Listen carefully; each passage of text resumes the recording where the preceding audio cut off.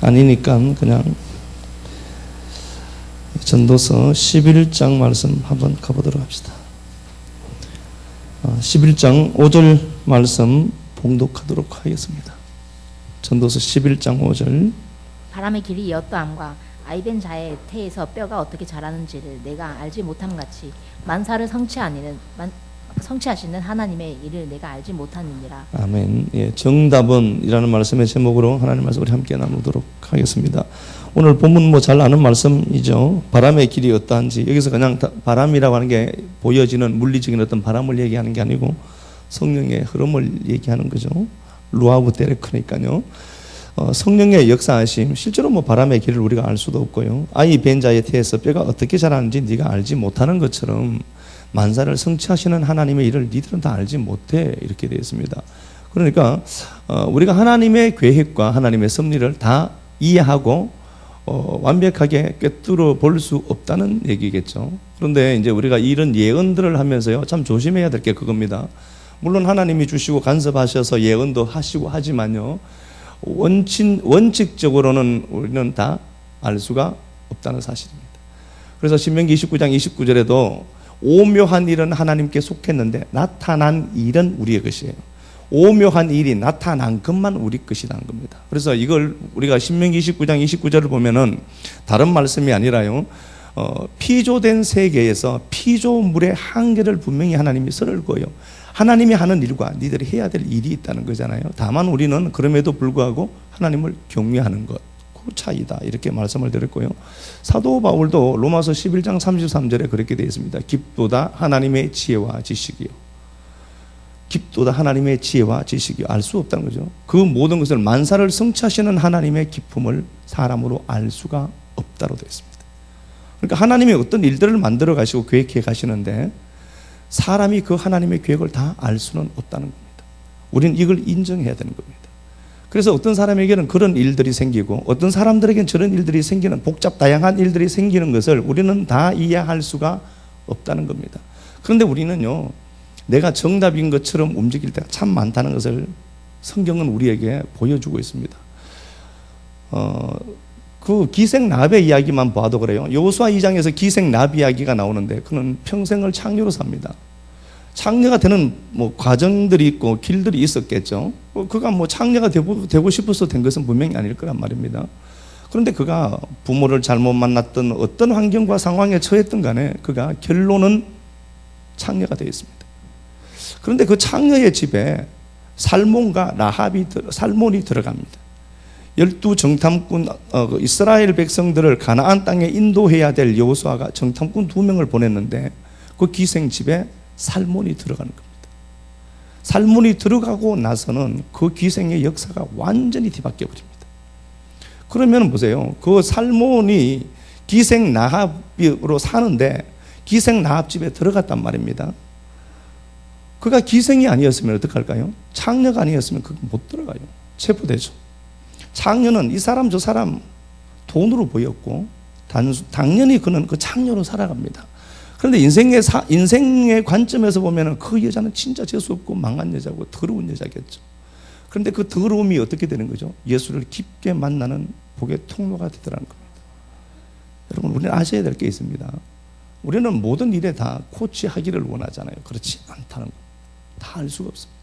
그 여자가 창녀가 되었을 때 수많은 사람들이 그렇게 얘기했죠. 야, 너 술 팔지 마라. 인생 너 왜 이렇게 사느냐. 수많은 말들을 그 여자가 분명히 듣고 살았을 거란 말입니다. 그런데 그 여자가 창녀가 되어야 되는 이유는 창녀가 된 그것 때문에 복의 통로가 되더라는 겁니다. 근데 우리가 그렇게 되어가는 그 사람을 보고 이렇다 저렇다라고 얘기할 근거는 전혀 없다는 겁니다. 다만 이스라엘 백성들이 가나안 땅으로 진격해서 여리고 성으로 들어갈 때 기생 나합 집 창문 밖에 붉은 줄 하나 걸어놓아라. 그러면 너와 네 집이 다 구원받을 것이다. 그 집이 어떤 사람이 사는지는 중요하지 않다는 겁니다. 그 붉은 줄 하나 때문에 구원받는 것, 그게 우리고 그 여자였던 거예요. 그러니까 그 여자와 내가 다를 게 뭐가 있어요? 장녀든 살인자든 어떤 흉악한 범죄자든 간에 그 집에 붉은 줄이 있느냐 없느냐의 차이로 구원받는 거예요. 그렇게 놓고 보면은 그 여자의 삶이 어떻게 망하고 저주받은 삶을 할 수 있겠습니까? 제가 이전에도 말씀을 한번 드렸던 것처럼요, 사람은요 반드시 모든 그 행동을 획일적으로 통일해서 하지 않습니다. 이 아이를 낳지 못하는 상황을 만났을 때 아브라함의 아내 사라는 기도하지도 않습니다. 하나님이 찾아와서 야 내년에 아이 낳을 거다, 아이 낳을 거다, 하나님이 빌어요. 그래서 결국 아이가 나와버려요. 그가 유일하게 했던 행동은 뭔가 보니까 아이를 낳지 못하는데도 하나님이 아이 낳는다라고 말했는데 비웃었어요. 그런데도 애가 나오더라고요. 우리 같으면 어떻게 하죠? 우리 논리로는 절대로 비웃어서는 안 된다, 믿음 없이. 그러면 하나님 역사 못한다. 아니, 하나님 앞에 비웃었는데도 기가 막힌 것은 애가 툭 나와버린 거야. 그걸 리브가가 보았다니까요. 시어머니가 하는 그 행동을 리브가가 본 거예요. 리브가가 아이를 낳지 못합니다. 기도도 안 해요. 답답한 남편이 새가 빠져들 기도해서 아이를 낳아버립니다. 그럼 그 둘 가운데 누가 정답이냐는 거예요. 정답은 없습니다. 더 독한 여자가 와요. 라헬. 야곱이 그토록 미모에 반했는데 그 라헬이 30장, 창세기 30장에 나로 아이 낳게 해라. 그럼 나 자살한다. 막 협박공갈하니까 그 아무것도 한 것이 없어요. 그런데도 불구하고 그를 통해서 하나님이 당대에 하나님의 영광을 노래했던 요셉이 툭 튀어나오도록 만들어요. 한나 우리가 알잖아요. 한나는 남편 기도하지도 않아요. 이놈의 여자가 아이가 없으니까 그거 끌어안고 울다가, 물론 그 안에 없는 아이가 생겨서 없는 아이를 바라보던 그의 마음이 하나님 앞에 토해져 나온 것 맞죠? 하나님을 채워지는 것 맞아요. 그런데 그는 하나님 앞에 날마다 울어서 아이를 가집니다. 보세요. 아이를 갖는 방법들이 여러 가지예요. 그런데 우리는 내가 경험하고 내가 느낀 것만 정답이라고 합니다. 그렇지 않습니다. 우리가 아는 것처럼요, 창세기 37장에 보면은 요셉의 이야기가 나옵니다. 요셉이 엄난 시험에서 이겼다. 그래서 하나님은 멋있게 썼다는 겁니다. 제가 성적인 타락을 조장하는 거 절대 안 합니다. 요셉은 엄난 시험을 이겼어. 크게 쓰임받았다. 예, 맞을 수 있습니다.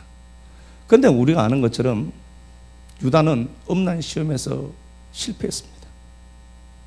그것도 창녀 찾아갔는데 창녀가 며느리였어요. 며느리가 옷 벗고 있었던 겁니다. 아무 생각 없이 하룻밤 지나고 보니까 그게 며느리였어. 그렇게 해서 베레스와 세라가 툭 튀어나와요.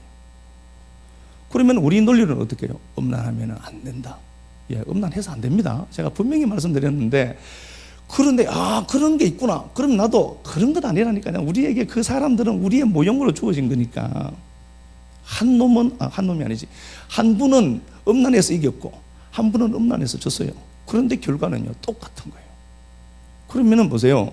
우리는 내가 갖고 있는 얄팍한 지식들이 있어요. 하나님을 만난 경험들이나 이런 것들로 자꾸 잣대를 삼아서 저 사람을 이렇게 내 규격에 딱 맞추고 그러면 안 된다는 거예요. 그렇지 않더라는 겁니다. 우리가 아는 것처럼 유다가 아버지 집이 싫어서 나간 거예요. 아버지가 요셉이 없어져서 매일 울었거든요. 아이들이 하나씩 죽는 거 보면서 아버지의 마음을, 자식 잃은 아버지의 마음을 느꼈던 겁니다. 그거면 성공한 거예요.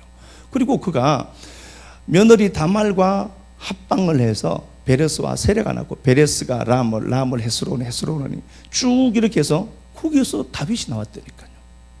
그러면 그 사람은 어떻게 해야 돼요? 음란을 이기지 못하도록 하나님이 하는 게 아니라 음란에 실패하도록 누가 하실까요? 하나님이 허락해버려요.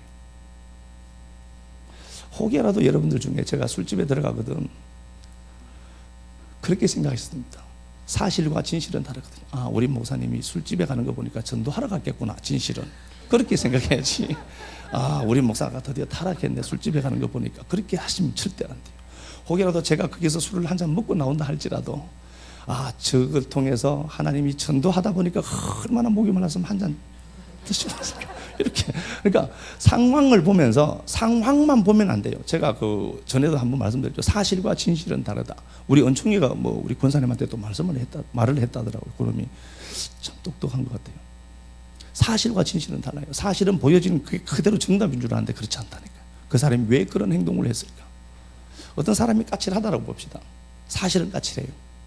근데 집에서 남편이 얘가 사오고 온 거야. 그런데 기분이 좋겠어요? 아이고 그래. 까칠할 수 있던 이유가 있었구나. 알면은 그 사람은 아무것도 아니라니까. 그런데 우리는 다 내가 본 것들이 사실이라고 착각하는 겁니다. 그렇지 않다는 겁니다. 성경에 나타나는 많은 사람들의 삶을 추적해서 보면은 그 사람의 삶의 주권이 그들에게 있지 않습니다. 하나님께 있는 겁니다. 하나님이 그 사람을 끌고 가시고 하나님이 인도하셔서 하나님 당신이 하실 그 계획들을 분명히 그를 통해서 완성해내기 때문에 그렇습니다. 그래서 저 사람이 더디 가는 것처럼 보여도 저 사람을 탓할 건 없고요. 저 사람을 위해서 우리가 기도해 줄 수가 있고, 저 사람이 저 재구둥이에서 빠져서 사는 것이 어떨 땐 저도 화가 나요. 그런데 그래도 우리 같은 걸 버리지 않고 끝까지 품으신 그 사랑 보면서 그걸 이렇게 볼 수 있는 눈이 열려야 되고요. 정답은 없더라는 겁니다. 인생들이 만든 이게 정답이다라고 하는 그 정답은 성경에 없더라는 겁니다. 만사를 성취하는 하나님의 일을 네가 다 알 수가 없대요. 그런데 우리는 물론 뭐 신앙이 옅은 사람들이 있고 신앙이 자라오는 사람들이 있으니까 그 사람들에게 야 신앙 똑바로 해라고 말씀을 해야 됩니다. 그 이야기는 해야 되겠지만 저 사람을 다루시는 하나님이 저 사람을 거기다 두니까 그 사람이 그런 거예요. 내가 그런 행동을 하지 않는 가장 큰 이유는 하나님 내게는 그런 은혜 주시니까 내가 안 하는 것밖에 없지, 저놈 속에 있는 죄성이 내 안에도 그대로 있잖아요. 지금 사순절이에요. 뭐 사순절 모르시는 분들도 있죠. 우리가 공문이 날아오죠. 합동측이니까 우리는 공문이 날이 와서 사순절은 성경 역사에도 절기에도 없는 거다, 지키지 말아라고 이제 그 중시는 중요한데요. 이제 부활절 전에 이제 사순절입니다. 그래서 어떤 교회 장로님이 그랬다 하더라고요. 사순절 날 하나님 앞에 정말로 우리가 마음을 들여서 기도해야 된다고. 자기는 골프 치러 간 거예요. 그러니까 사람들이 시험 든 거야. 아이고 쥐는 골프 치러 가면서 사순절이라고 하고 우리는 뭐 사순절인지 삼순절인지도 모르고 뭐 이렇게 칠날래 팔날래 다르잖아요. 그 정신은 우리가 가져야 되는 겁니다. 부활절 전에 예수의 고난과 예수님이 걸어가신 그 노선을 깊이 생각하는 시간들이 있기는 있어야 되죠. 그래서 여러분, 내가 너무 하고 싶은 대로 하다가도 절제도 하고 그래야 되죠. 되는데 우리는 그렇다니까요. 나는 못하는데 저놈은 저렇게 잘하기를 원하는 것들이 분명히 있거든요. 성경을 보면서 여러분, 역사를 하나님이 어떤 역사를 이렇게 만들어 가는데요. 수많은 사람들의 삶을 보면 어떤 사람은 병이 걸리고 어떤 사람은 지옥과 같은 고통 속에도 집어도 넣고, 결국은 하나님이 그를 통해서 구원을 완성해 가시는 하나님의 역사 속에 그 계획이 있는 것뿐이지 그 사람이 실패했고 저주받은 것은 없다는 겁니다. 그렇게 보시면 안 돼요. 성경. 창세기 말씀을 보면 그렇게 되어 있습니다. 셋째 날에요. 창세기 1장 한번 가서 볼게요. 창세기 1장 제가 군데군데 한번 읽어보겠습니다. 20절에서 23절까지 보면은 다섯째 날에 하나님이 역사하신 역사를 말씀을 하십니다. 21절 봅니다. 하나님이 큰 바다 짐승들과 물에서 번성하여 움직이는 모든 생물을 종류대로 하나님이 종류대로 창조했다. 특히나 21절에 하나님이 큰 바다 짐승, 탄님이에요. 탄님, 큰 바다 짐승이 있는데 이게 탄님입니다. 그냥 뭐 적어두시든지요. 뭐 이렇게 보시면 될 것 같고, 여기 탄님이라는 단어가요, 에스겔 29장 3절에서는 악으로 번역되어 있습니다. 악으로. 욥기 7장 12절에는 바다 괴물로 나오고요. 이 탄님이라는 단어를 이렇게 번역을 해둔 거예요. 출애굽기 7장 9절에서는 뱀으로 나오고요. 이사야 51장 9절에는 용으로 나옵니다. 이 탄님이라는 단어가. 계시록 20장 2절 9절 말씀에서는 이 탄님이라는 단어를 용으로 바꿔놨습니다. 용을 뭐라고 하죠? 마귀, 옛뱀, 곧 사탄으로 얘기하죠. 그러면 그 사탄의 출처는 어디예요? 다섯째 날 주님이 만드신 겁니다. 그리고 보세요. 하나님 21절 하반절 봅니다. 모든 새를, 큰 바다 짐승을 만들어서요, 모든 새를 종류대로 창조하시고 하나님 보시기에 좋았더라 하는 겁니다. 마귀 새끼 보고 하나님이 그 옛뱀 만들고는 이야 보기 좋았대. 하나님이 술 드신 겁니까? 하나님이 우리가 보기에 나쁜 것인데도 하나님 보시기에 좋다면 좋은 겁니다. 하나님 보시기에 좋은 거예요. 저 사람이 어두운 가운데 완전히 잡혀있어. 근데 우리가 보기에는 이야 어떻게 저럴 수가 있냐는 거예요. 그래도 하나님 보시기에 그게 좋은 거다라면 좋은 겁니다. 하나 더 볼게요. 24절부터 24절요 25절까지 보면은 하나님이 또 땅에 기는 것들을 만듭니다. 하나님이 이르시되 땅은 생물을 종류대로 내되 가축과 기는 것과 땅의 종류 짐승을 종류대로 내라 하시고, 하나님이 기는 것도 만들었대요. 기는 것 만드시고 어떻게 했는가 보니까 24절 하반절에 하나님이 보시기에 좋았더라. 기는 것도 만들었어요. 레위기 11장 한번 가볼게요. 레위기 11장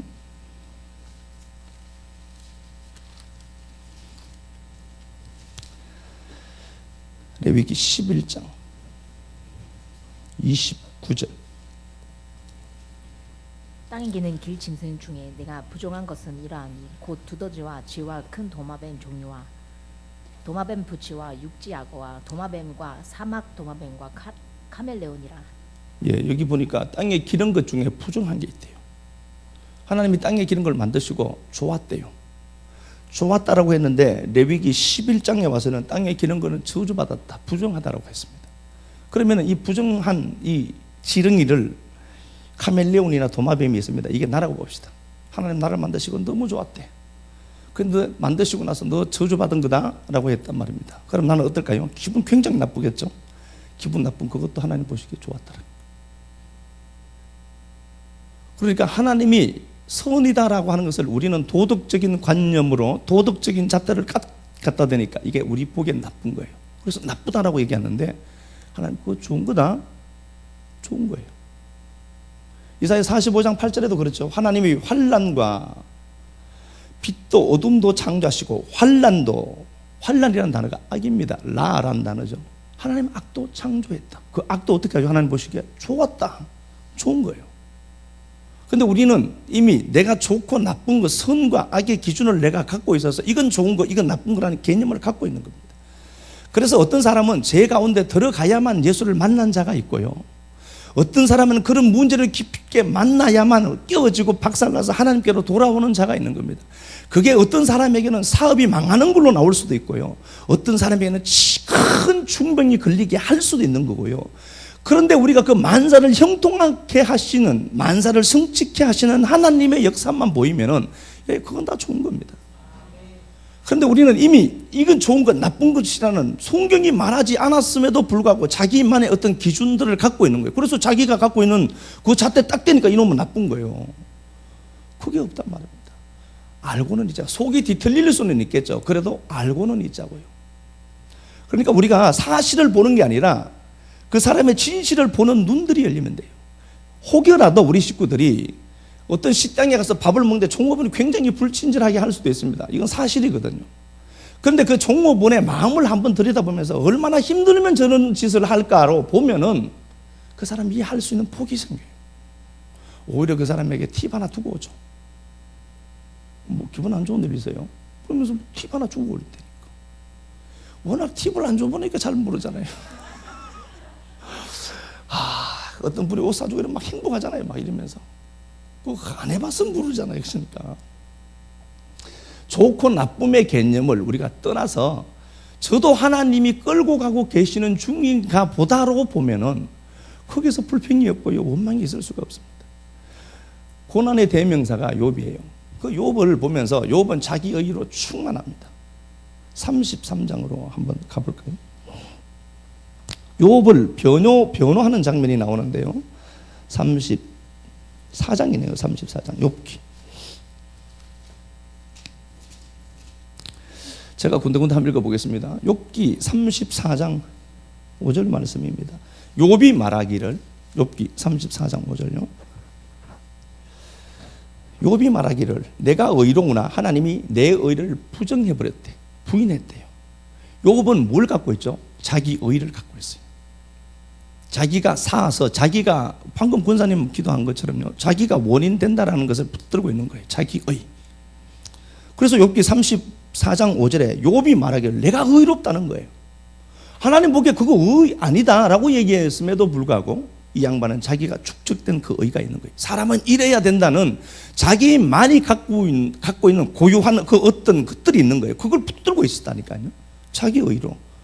욥이 말하기를 내가 의롭다는 겁니다. 그러니까 자기가 의로우니까 저놈들이 틀린 거예요. 자기 의로. 그런데 하나님은 그걸 어떻게 하죠? 부정하고 부인해버리더라는 겁니다. 엘리후가 나와요. 35장 가볼게요. 엘리후가 엘은 하나님이고요. 후 그는 무엇이다는 단어입니다. 그러니까 엘리후는 그는 하나님이다는 단어입니다. 완벽한 예수 그리스도의 모형으로 나와서 이 사람은 그 욥의 세 친구가 있죠. 세 친구가 있는데 빌닷, 소발, 엘리후가 나오는데 그 세 사람은 잘못했다라고 했는데 하나님이 엘리후는 잘못했다는 소리를 안 했어요. 엘리후가 말을 이어 이르되 엘리후가 그 얘기를 하는 겁니다. 내가 의롭다 욥이 그렇게 얘기했는데 하나님이 그 욥의 의를 부정해 버리더라는 겁니다. 35장 1절 엘리후가 말을 이어 가로되 그대는 이것을 합당하게 여기느냐? 네 그거 진짜 의가 맞냐? 그대는 그대의 의가 하나님께로부터 왔다는 말이냐는 겁니다. 네가 붙들고 있는 그 의가 하나님께로 온 의가 맞나는 거예요. 우리가 착각할 수 있습니다. 내가 이렇게 하니까 내 잣대로 보니까 저놈이 아닌 거예요. 아니요, 그것도 하나님이 끌고 가고 계시는 중이라니까요. 정답은 없는 겁니다. 다만 그 사람이 보일 때, 그 사람의 아픔이 내게 느껴질 때 함께 앉아서 함께 울고 함께 웃고 하는 것만 필요하지. 교회가 다양한 사람들이 들어와서 구성을 하고 있잖아요. 근데 그 구성원들이 서로 다름을 인정하지 않으면요, 이 공동체는 붕괴될 수밖에 없습니다. 그래서 저 사람이 나를 알아주면 좋겠다. 예, 그렇죠. 그러지 말고 내가 알아주면 돼요. 내가 알아줘야죠. 다름이 있더라도 하나님이 그래도 저 사람 편에 서 계셔서 하나님 저를 끌어가 계시구나. 나를 보세요. 몇 번이나 하나님 내칠만 더 하잖아요. 그런데도 지금까지 끌어오신 하나님. 이걸 전도해보면 더 잘 알잖아요. 전도 그렇게 했는데도 안 들어오죠. 예, 그게 나여요. 이야, 나 같은 거 하나 구원하기 위해서 하나님 이렇게 고생하셨구나. 아시고 감사하면 돼요. 열매가 생기건 말건 그건 하나님 하셔야 될 일이고. 그리고 우리가 이제 전도하는 팀들이 있어서 전도를 하는데요. 이렇게 전도해서 밖에 나가서 외쳐서 돌아오는 환경은 거의 없습니다. 지금까지 제가 다 전도하는데도 많이 다녀보지는 않았지만 책을 통해서 보면은 그렇게 전도가 되어서 오는 경우는 거의 희박합니다. 관계 전도죠. 전혀 그 사람과 일면식이 없는 내가 그 사람과 관계를 맺어서 그 사람을 자꾸 그 사람의 삶에 내가 조금씩 파묻고 들어가서 그 사람의 삶에 내가 같이 그 사람의 삶과 내 삶을 같이 공유해서 그 사람이 내게 딸려오도록 만드는 이 관계 전도가 최고거든요. 이거 하는 거예요, 실제로. 근데 우리는 전도하면서 하나님이 어떻게 하실지는 모르지만 하나님이 예정하고 예비한 자를 붙이겠죠, 당연히. 우린 그것 보고 움직이거든요. 그거 보시면서 아시면 돼요. 내가 그렇게 힘들게 주님 힘들게 했구나. 예, 그것 아시면 돼요. 욥이 왜 그렇게 많은 고난을 당했을까? 자기의 부수기입니다. 하나님이 그 욥을 그렇게 급박지르고 그렇게 했던 이유는 욥에게 있는 그 의를 부수기 위해서. 네가 갖고 있는 그 의가 아니라는 거예요. 우리는 그 의를 내가 가진 의라고 믿는단 말입니다. 그런데 내가 갖고 있는 그 의의 잣대가 하나님 보시기에 아니다라고 하더라니까요. 봐요. 다윗이 우리아의 아내 밧세바를 범합니다. 우리 인간의 편에서 보면 그건 굉장히 나쁜 놈이에요.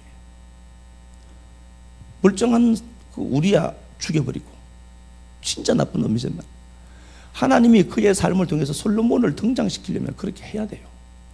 그렇다고 해서 하나님이 죄를 조장하는 분인가? 아니요, 그렇지 않습니다. 하나님이 은혜 안 주면 우린 그럴 수 있어요. 그럼에도 불구하고 그것마저도 하나님께서 좋았다라고 하면 우리는 맞습니다, 그건 좋은 것 맞습니다라고 고백해야 돼요. 우리가 뭔데 피조물인 주제예요. 로마서 9장 20절 이하 말씀에서도 하나님이 우리를 토기장이와 그릇으로 비유해요. 야, 그릇인 네가 뭔데 내가 그렇게 너를 그렇게 용도로 만들었으면 너 개밥그릇이야. 그러면 너 개밥그릇으로 살다 와 임마. 네가 뭔데 나를 왜 개밥그릇으로 만들었습니까? 이거 얘기할 수 있니라고 얘기하죠. 하나님이 각 그릇이 쓸 용도대로 있는 거예요. 그래서 디모데후서 2장 20절에도 하나님의 집에는 큰 그릇과 작은 그릇, 귀히 쓸 그릇, 천하게 쓸 그릇도 있느니라 됐습니다. 천하게 그분이 쓰시겠다는데 네가 뭔데 그렇게 자꾸 큰 소리 치냐, 그 얘기죠. 그래서 우리가 이 식구들이 한 방향을 보고 가는데 뒤처져지는 사람도 있고요. 그래도 마라도도 우리 땅이거든. 저기 떨어지면 환장하잖아요. 황석이 보니까 허폐가 벌써 져가고 제가 이거 저는 문자에서 이거 오지 말아야 되겠다. 이거 진짜 물 흐리는데 막 그런 생각이 하루에 수백 번 들다가도 장로님 얼굴 보면 싹 놓아 데리고 쓰거든. 혹이라도 안 나올까 봐. 이야, 신앙이 어쩌면 한결같이 저를 가지고 지금 10년이 됐는데. 근데 그런 거 생각하면요, 아, 이거 막 진짜 심장병 걸려요, 저도. 이거 더러운 잡것 저거 진짜, 이야, 진짜 말은 못하겠고. 기도해도요, 어떨 때는 기도도 안 돼요. 잊어버리고 집으로 가려고 하다가 생각, 아이고, 주여 황석기도 도와주세요. 그냥 그런 거 한다니까. 그냥 생각도 안 나거든요. 그래도 그것마저도 하나님의 계획 속에 있다라고 믿으니까요. 그냥 그래 가는 거예요. 아이고, 찔찔이 같은 거 저거 진짜. 네, 그러고 가는 거죠. 욥이 이런 기가 막힌 상황을 만났습니다. 그런데 사람들이 접근하는 방법이 다 다르다는 거예요. 욥이 이런 고통을 느끼니까요, 자기 생일을 줄여요. 욥기 3장에 보면은 내가 태어나지 않았다면, 너무 삶이 힘드니까 하나님이 자기를 왜 이토록 고통스럽게 하는 줄 모르는 거예요. 그래서 너무 힘들어서 자기 생일을 저주해요. 얼마나 힘들었으면. 그런데 4장에서 엘리후가 나와요. 자, 한번 봅시다. 엘리바스가 4장으로 한번 가보도록. 엘리바스가 나오죠. 4장 한번 가봅시다. 제가 군데군데 읽을게요. 빨리빨리 해야 되니까. 자, 보세요. 4장 1절에 대만 사람 엘리바스가 대답하여 이르되, 야, 성질 내지 말고 들어라는 거예요, 한마디로. 4장 전체가 그런 얘기입니다. 엘리바스가 욥에게 와서, 야, 내가 말할 테니까, 정답 얘기해 줄 테니까 성질 내지 말고 들어라는 거예요. 우리 이런 말 하죠. 내가 진짜 말해 줄 테니까 성질 내지 마라, 이러면서 얘기하는 거예요. 7절, 생각하여 봐라. 죄 없이 망한 자가 누군가? 너 이마 죄 지어서 망했잖아 라고 얘기하는 겁니다. 접근 방법이, 이 엘리바스는 욥이 고통당할 때 네가 죄 때문에 그렇잖아, 죄 지어서 그렇잖아 라고 얘기하는 거예요. 실제로 우리가 이렇게 보는 게 많이 있습니다. 교회 안에서도 실제로 그렇게 보는 게 많아요. 너 이마 죄를 많이 지어서 그렇다. 참 접근하기 쉬운 방법이죠. 자, 봐요. 그런데 이게 전혀 그 욥에게 도움이 되지 않습니다. 욥기 6장 1절, 욥이 대답하여 이르되, 나의 괴로움을 달아보며 나의 파멸을 저울 위에 모두 놓을 수 있다면 바다의 모래보다 묵을 것이다. 그러므로 나의 말이 경솔하였구나. 너무 힘들다는 거죠, 한마디로. 자, 8장으로 한번 가볼게요. 빌닷이 있습니다. 빌닷이 나오는데요, 엘리바스는 네가 죄 지어서 그래 라고 접근하는 겁니다. 문제를 풀어가는 방법이 네가 죄 지어서 그렇다는 겁니다. 8장 1절, 수아 사람 빌닷이 대답하여 이르되, 네가 어느 때까지 이런 말을 하겠으며 어느 때까지 네 입의 말이 거센 바람과 같겠는가. 7장에서 욥이 자기를 변호했어요. 그거 아니다 라고 이야기했는데, 8장에서는 빌닷이 그렇게 얘기하는 겁니다. 너 변호하지 마라, 그 소리예요. 내가 너무 힘들어서 나를 변호하고 있는데 자기도 몰라요, 왜 그런지. 자기 의를 부스러운 하나님을 모르는단 말입니다. 그런데 너무 힘들어 왔는데 엘리바스가 와서는 쟤 때문에 그래, 네가. 그러니까 욥이 자기를 변호해요. 그거 아니다 라고 얘기하니까 빌닷이, 야, 너 변호하지 마라 좀. 4절, 네 자녀들이 주께 죄를 지어서 그래. 접근하기 참 쉽죠.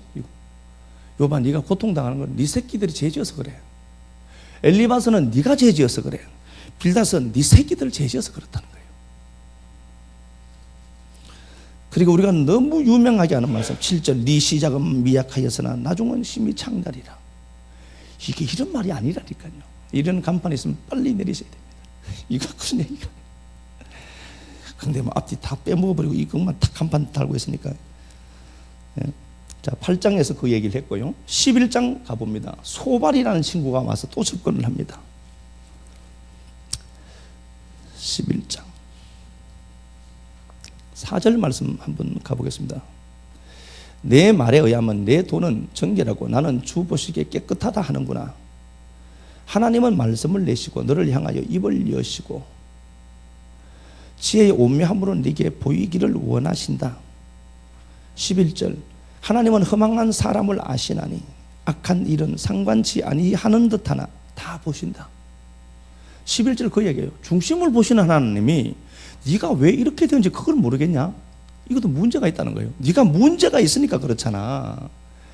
11절에 하나님이 악한 일을 상관치 아니하는 듯 보이잖아. 그럼 너 지금 이런 일을 당하는 건 하나님이 네 중심을 안다. 네가 죄 지어서 그런 거 맞잖아 라고 얘기 또 하는 거예요.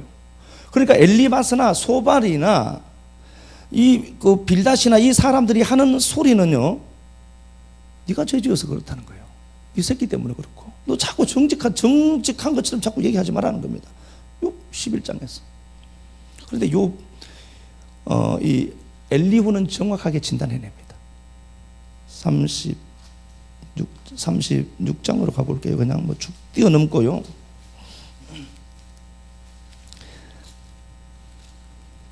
36장 가봅시다. 네 의가 하나님께로 온 의가 맞느냐라고 질문했던 거가 15절. 하나님, 욥기 36장 15절입니다. 하나님은 공고한 자를 그 공고에서 구원하시고 학대 당할 점에 귀를 여신다는 겁니다. 하나님이 네 인생에 이러는 것은 네가 말씀 듣게 하려고 그래. 맞죠? 맞습니다. 하나님이 공고한 자를, 공고가 아니라는 단어인데요, 이게 아나라는 단어에서 왔고, 아나라는 단어에서 우리가 아나브, 온유하다 하는 단어가 왔다라고 제가 말씀을 드렸죠. 그러므로 16절, 하나님이 그들을 환난에서 이끌어내사 좁지 않고 넉넉한 곳으로 옮기려고 그래. 네 귀가 열리기를 하나님이 원해서 그래. 20절, 그대는 밤을 사모하지 마라. 인생들이 밤에 그들이 있는 곳으로 끌려가리라. 너무 힘들다고 자살하지 말라는 겁니다. 인생들이 너무 힘드니까 밤을 사모하다는 겁니다. 죽으려고 작정하다는 겁니다. 넥타이 들고 가는 거예요. 그러지 마라. 인생들이 밤에 그들이 있는 곳으로 끌려가는데 그 밤이 끌고 가는 거예요. 그 인생을 죽이려고. 너 그러지 마라. 자살하지 마라. 엘리후가 와서 접근하는 방법은 어떤가 보니까 하나님이 네 귀를 여시고 진리를 흘려내기 위해서 이 일을 하셨으니까 너 여기서 절대로 자살하지 마라. 힘내고 가자. 이 얘기하는 거예요. 저한테도 한 번씩 그런 얘기를 해주세요. 저한테도. 자, 봐요. 37장. 자, 36장입니다. 36장 26절. 하나님은 높으시니 우리가 그를 알 수가 없고 그의 횟수를 헤아릴 수 없다는 겁니다. 하나님의 그 무한 광대하심과 하나님이 너를 통해서 어떤 일을 계획하시는지 우리는 다 알 수가 없다는 겁니다. 37장에서 그가 2절, 하나님의 음성, 곧 그의 입에서 나오는 소리를 똑똑히 들어라. 하나님의 음성 한번 들어봐라 라고 얘기하면서 계속해서 37장에서 하시는 소리가 번갯불, 천둥, 눈, 비, 짐승들이 땅 속에 들어가고 폭풍우가 몰려오고 구름이 몰려오고 하는 이 지구상에 존재하는 모든 날씨나 존재하는 피조세계 전체를 이야기해요. 그러니까 이 역사가 무엇이라는 거죠? 묵시를 그려내는 그런 것을 네가 거기서 음성을 한번 들어봐. 그러니까 38장 봐요. 그때의 야훼께서 폭풍 가운데에 욥에게 말씀하세요. 하나님이 진짜 폭풍 가운데서 말씀하는 게 아니라 욥이 세상을 보는 눈이 열려버린 거예요. 에터라는 시간 속에서 제만이라는 시간을 아타로 찾아버렸다는 겁니다. 이 나무 하나 보면서 하나님의 신성을 발견했다는 겁니다. 폭풍 속에서 말씀하신 게 아니라 피조된 모든 것들이 하나님의 신성을 담고 있다는 것을 그는 눈이 열려서 봐버리는 거예요. 42장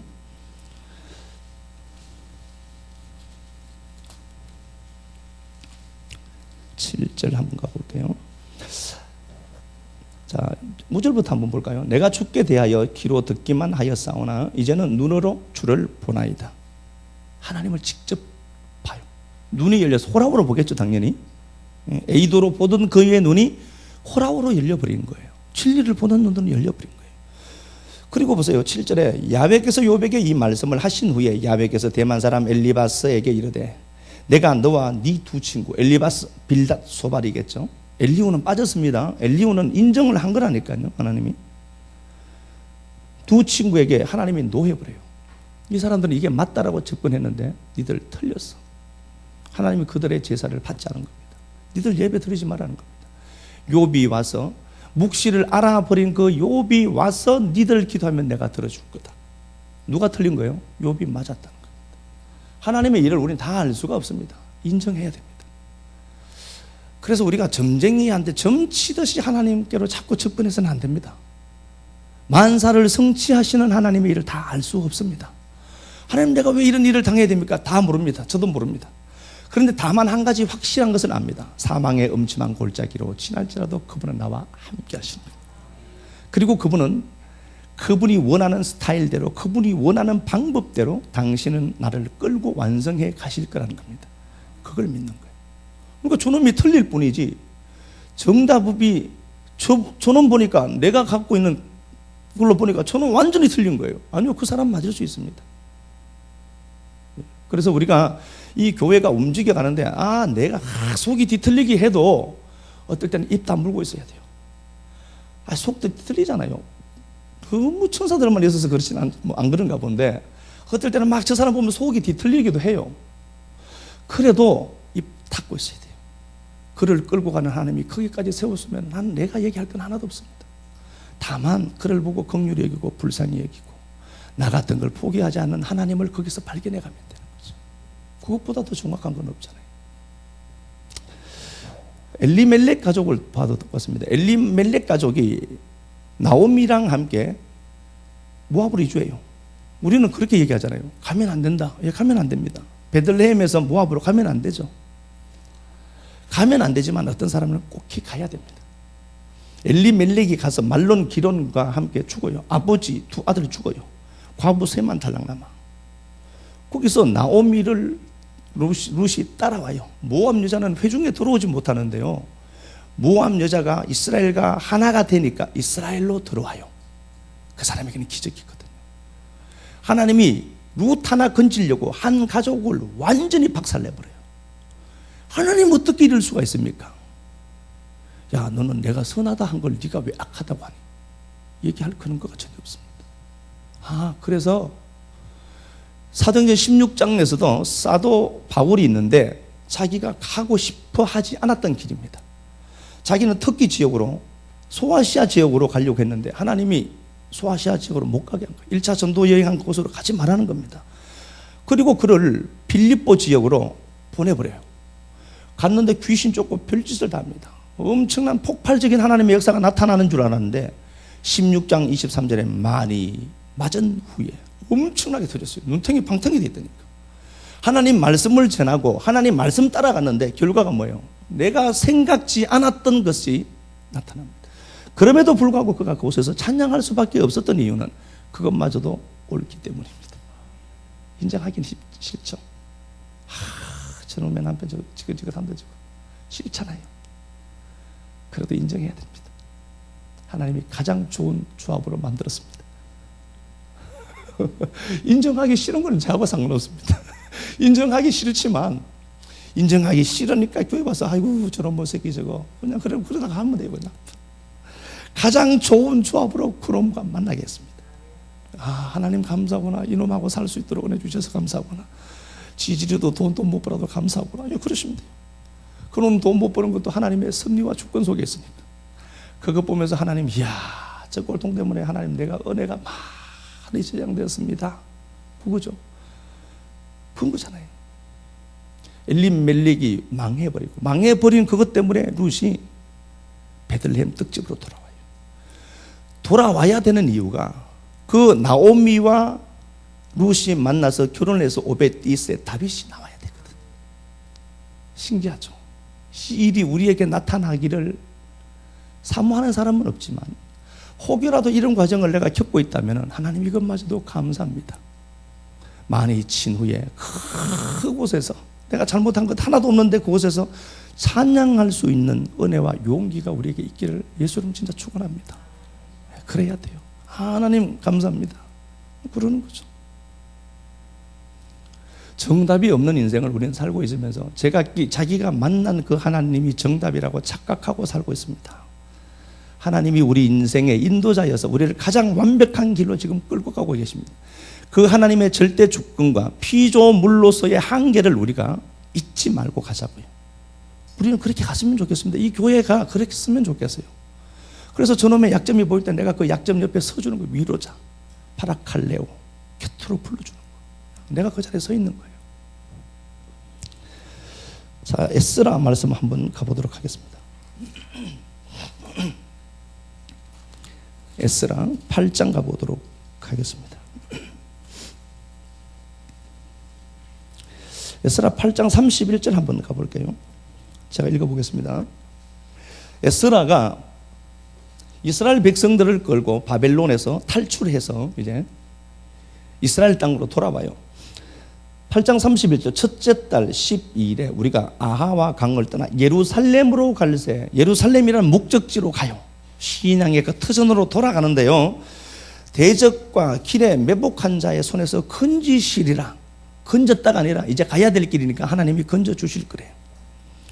오는 그 길에 어떤 일이 있는가 보니까요, 7장 25절, 8장 25절 그들에게, 자 8장 25절입니다. 그 먼 길을 와요. 거의 4달 걸려서 오는 그 길에 어떤 일이 있었는가 보니까 25절에 그들에게 왕과 모사들과 방백들과 또 그곳에 있는 이스라엘 무리가 우리 하나님의 성전을 위해 드린 은금 그릇을 달아서 주었으니, 그 바벨론 땅에서 일이 있어서 사정이 있어서 돌아오지 못하는 그들이 돌아가는 그들에게 물품을 줬습니다. 금딱지, 은딱지 줬어요. 그 26절에 보니까 내가 달아서 그들 손에 준 것은 은이 625달란트, 650달란트, 은 22톤이에요. 은 22톤. 금이 나오죠. 금 100달란트, 3,400kg입니다.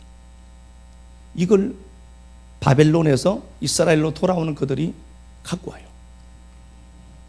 30절 이에 제사장들과 레위 사람들과 은과 금과 그릇을 예루살렘 우리 하나님 성전으로 가져가려 하여 그 무게도로 받으리라.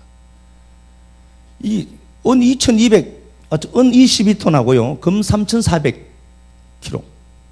그리고 7장 21절인가 25절에 보면은요, 아닥사스다 왕도 돌아갈 때 뭔가를 또 줬어요. 금딱지하고 줬어요. 다른 부자재도 많습니다. 그 22톤이나 되는 은과 3400kg가 되는 그 금을 이 사람들이 무게대로 갖고 오는 거예요. 그럼 보세요. 그 무게가 올 때 정확하게 나눴을까? 너는 1kg만 가져라. 힘이 약하니까. 그렇지 않습니다. 어떤 사람에게는 10kg 갖고 어떤 사람에게는 1kg 올 수 있습니다. 이거 왜 내가 갖고 와요 그거? 4개월 걸리는데 그 힘든 걸 내가 왜 갖고 갑니까? 내 것도 아닌데 라고 할 수 있겠죠. 그런데 그들은 맡겨진 그 무게를 감당하면서 왔더라고요. 여러분, 그 무게가 힘들어서 뒷걸음질 치지 마셔야 됩니다. 하나님, 이거 내 것도 아닌데, 이거 돈 이거 주셨는데 이거 내 것도 아니잖아요.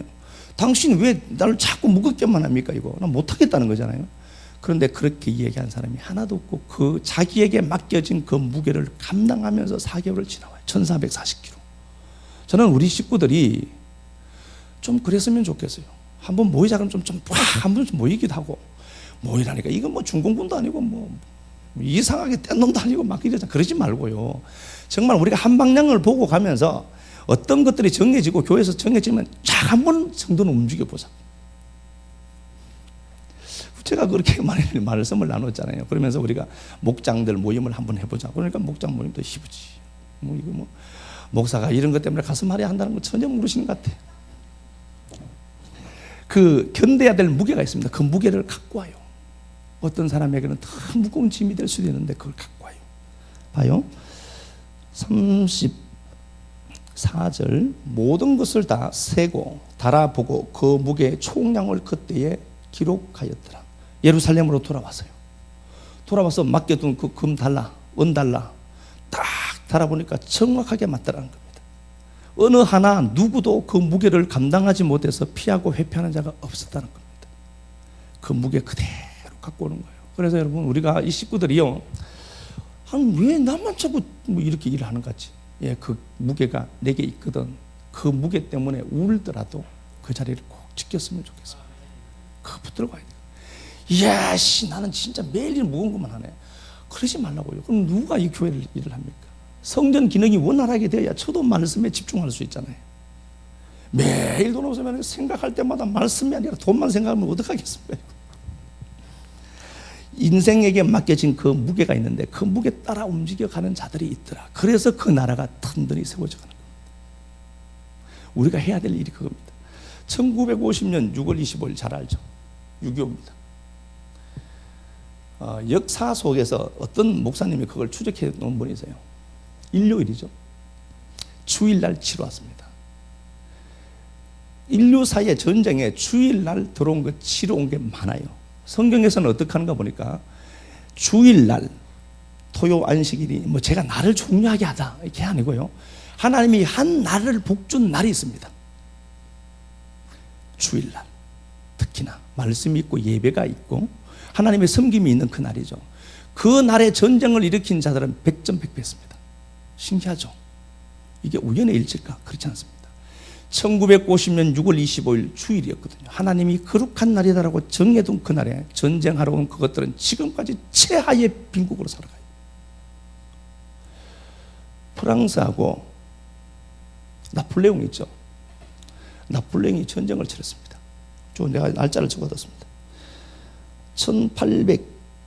1813년 10월 17일 1813년 10월 17일 영국 웰링턴 장군이 영국 편에서 웰링턴이 나갔고요.